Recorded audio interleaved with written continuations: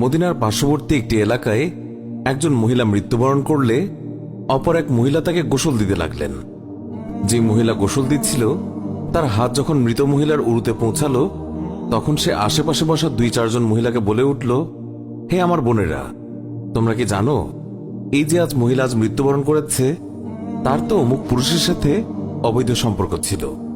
গোসল প্রদানকারী মহিলা যখনই এই কথা বলল, অমনি সাথে সাথে অলৌকিকভাবে তার হাত মৃত মহিলার উরুর সাথে আটকে গেল।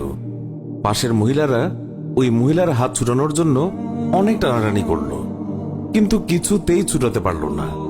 বেশ জোরাজুরি করাতে হাতের সাথে উরুও চলে আসতে লাগলো। এইভাবে অনেক সময় অতিবাহিত হতে লাগলো।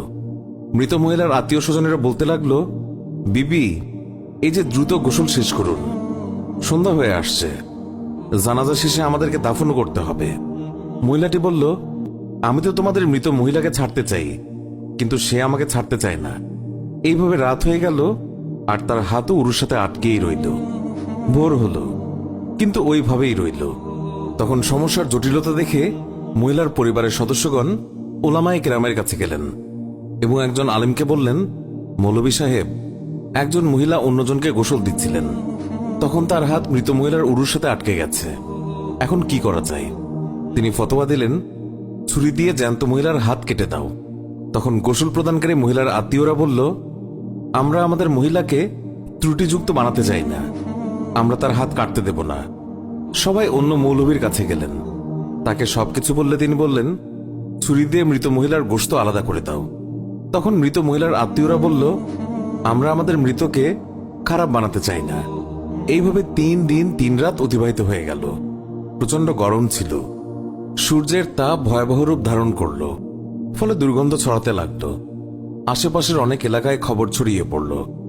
সবাই ভাবল, এখানে তো সমাধান হচ্ছে না, চলো মদিনায় যাই। সেখানে তখন ইমাম মালিক রহমাতুল্লাহ আলাই প্রধান কাজীর মর্যাদায় ছিলেন। লোকেরা মালিক রহমাতুল্লাহ আলাইয়ের দরবারে পৌঁছে বলল, হযরত, একজন মহিলা অপর একজন মৃত মহিলাকে গোসল দিচ্ছিলেন, তখন তার হাত মৃত মহিলার উরুর সাথে আটকে গেছে, ছাড়ানোই যাচ্ছে না।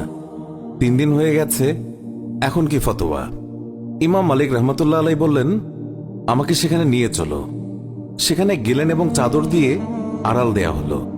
তারপর পর্দার ওপাশ থেকে দাঁড়িয়ে গোসল প্রদানকারী মহিলাকে তিনি বললেন, বিবি, যখন তোমার হাত আটকে যায় তখন তুমি কিছু বলনি তো? মহিলা বলল, আমি শুধু এইটুকুই বলেছি, এই যে মহিলা মৃত্যুবরণ করেছে তার তো অমুক পুরুষের সাথে অবৈধ সম্পর্ক ছিল। ইমাম মালিক রহমতুল্লাহ আলাই বললেন, বিবি, তুমি যে এই অপবাদ দিয়েছ এর সপক্ষে নিজ চোখে দেখেছে এমন 4 জন সাক্ষী তোমার আছে কি? মহিলা বলল, না। তখন ইমাম মালিক বললেন, ওই মহিলা তোমার সামনে স্বীয় পাপের স্বীকারোক্তি দিয়েছে কি? মহিলা বলল, না। তখন বললেন, তবে তুমি কিসের ভিত্তিতে অপবাদ দিলে? মহিলা বলল, আমি তো এই জন্য বলে দিয়েছি যে মৃত মহিলা কলস উঠিয়ে অমুকের দরজার সামনে দিয়ে যাচ্ছিল। এই কথা শুনেই ইমাম মালিক রহমতুল্লাহ আলাই সেখানে দাঁড়িয়ে পুরো কোরআন শরীফের প্রতি দৃষ্টি দিলেন এবং বললেন,